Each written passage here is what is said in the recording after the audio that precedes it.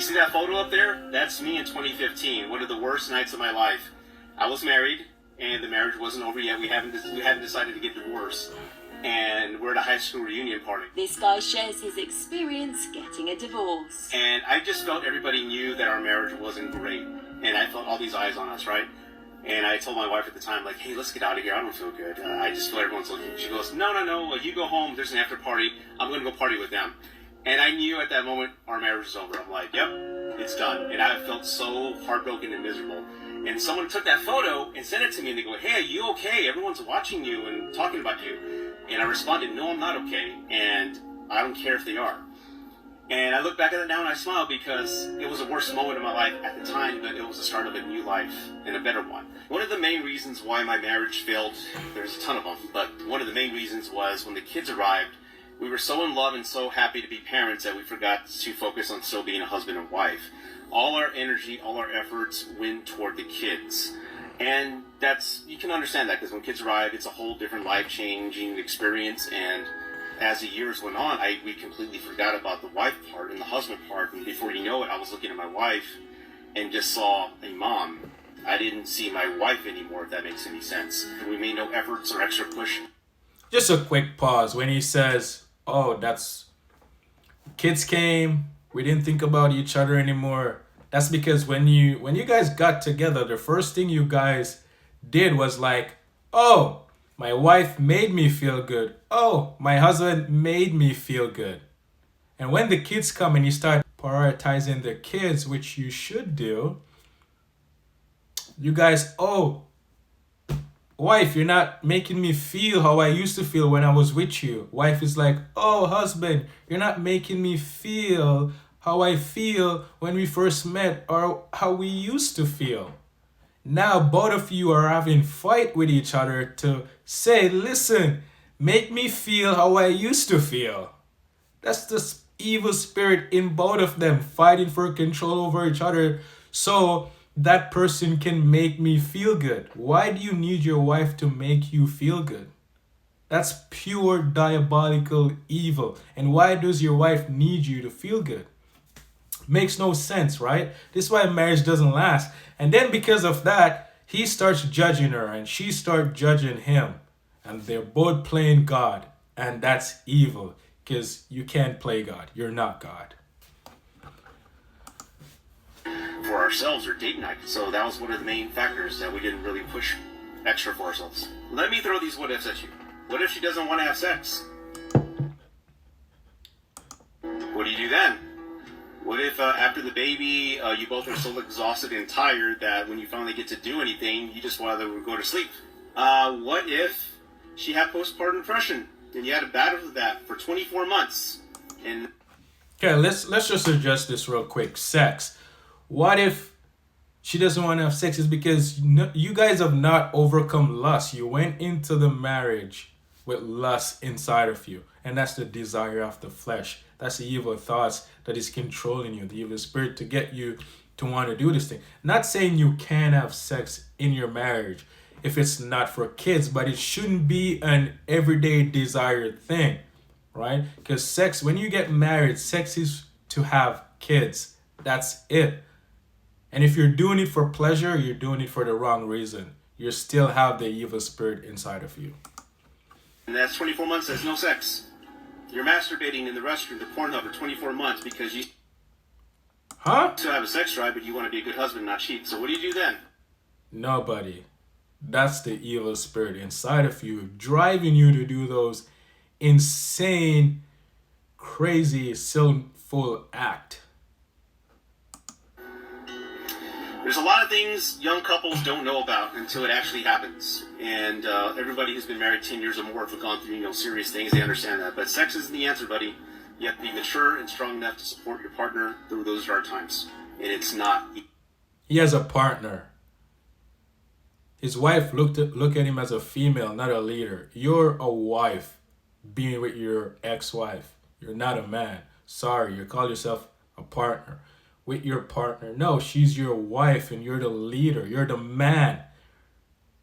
You're the one that was made in God's image, not her. She was made from you. So you're 100% responsible for her, but yet she's still responsible for herself, and you are responsible for yourself, but you're still 100% responsible for her. Easy. You'll find immediately after you're divorced, you're going to hate weekends. You're going to hate being alone because you don't have your kids, you don't have someone to go home to, and you hate this new feeling of loneliness. It's a loneliness you've never experienced before. And you will find yourself getting up extra early to go to work. I'm talking 5 a.m. You'll go to the gym. You'll spend all day at work, work overtime, maybe make some plans with coworkers after work. And that'll keep you busy Monday through Friday. But when it comes to weekend, you'll hate weekends for a while because you'll have 8 hours of nothing to do. It is just you. And I struggled with that for about 4 to 5 months until I got into my groove. So again, I wasn't expecting that. It's something you don't think about until it actually happens. Guys, there's no easy way to put it. Let's just stop there for a minute. He says, you know, after you're divorced, now you're struggling with loneliness. That's crazy. I understand it. I was there at one point in my life, not too long ago. But the reason is because he's relying on someone to fill that loneliness and take it away from him. And when that person leave your life, you're still going to struggle with the loneliness.